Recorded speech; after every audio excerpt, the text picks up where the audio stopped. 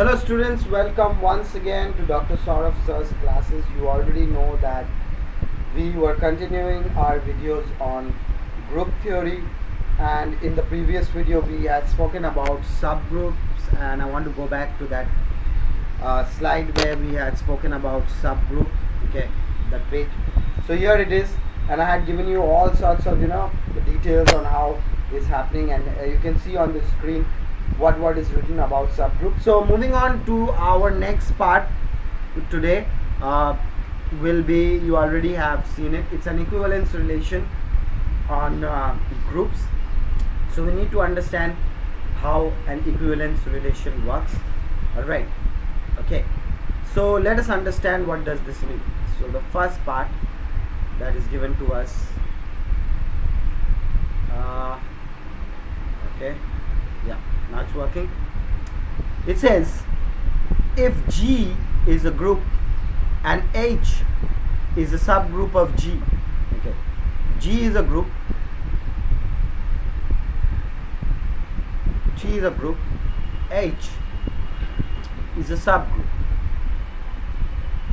writing sub GR. Okay, excuse me, subgroup. If H is a group, if G is a group and H is a subgroup, okay, then the relation, that is the equivalence relation, okay, there is a R in the suffix, equivalence relation of right congruency modulo H is an equivalence relation on G.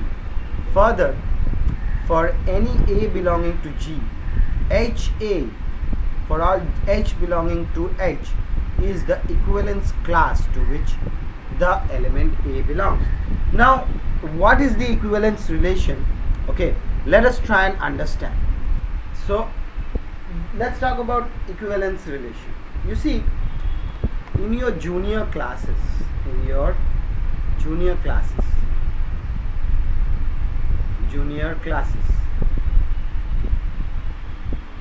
you have learned 3 points, right? What were the 3 points? If you remember, they were reflexive. First one is reflexive. Second one is your symmetry. And the third one is your transit.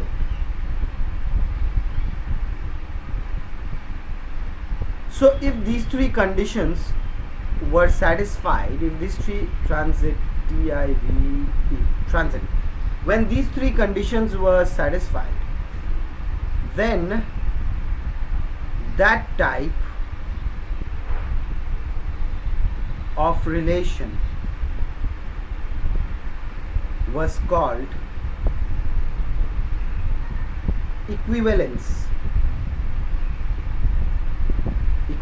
Let's say, suppose if I have a relation X, something like this, X related to Y, such that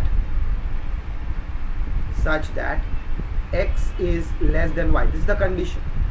So will you get a reflexive? For reflexive, we have to check X, R, X, right? For the reflexive part, let's write R, E, F here. For the reflexive part, you have to check X, R, X, right? So if you check X less than X, so that's not possible. Okay, so it is not reflexive, right? Not reflexive. Not reflexive, hence not an equivalence relation. Not equi, writing in short, not equi. So this type of a relation is not an equivalence relation.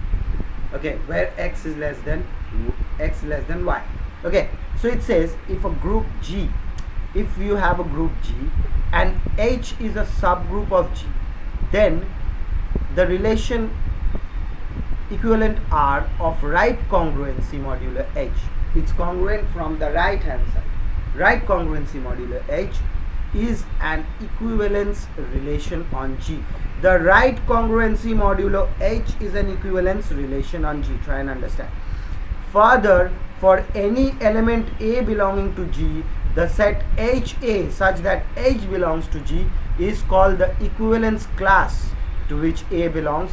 And also I would want to add that A I would like to add this, that A B inverse, yes, will belong to H for all A comma B belongs to H. That will also happen.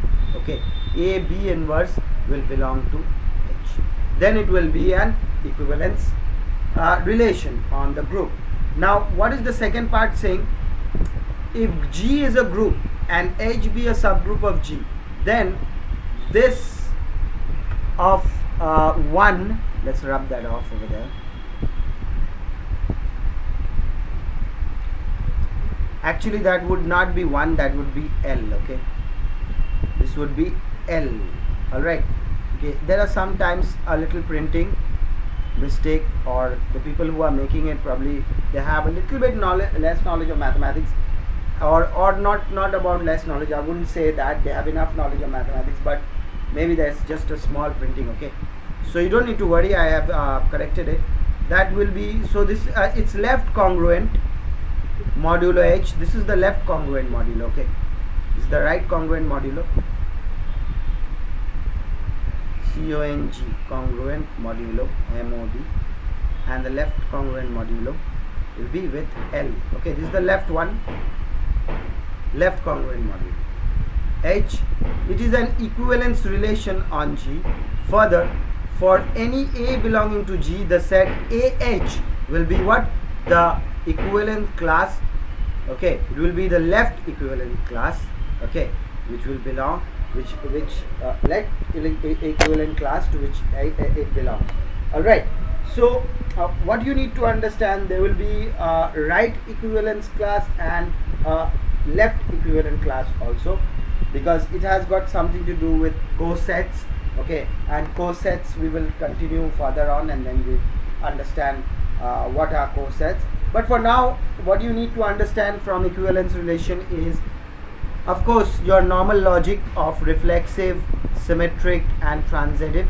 And of this, if G is a group, in terms of group, you have to understand, if G is a group and H is a subgroup of G, then the relation R, or congruency modulo R of right congruency modulo H, is an equivalence relation. So right congruency modulo H will be an equivalence relation, and left congruency modulo H will also be an equivalence relation. Okay, very, very simple, students. Let's move on to our next part. Next part will be what? Next part, some important remarks given to us that we might want to go through. So let's see what are these remarks given to us.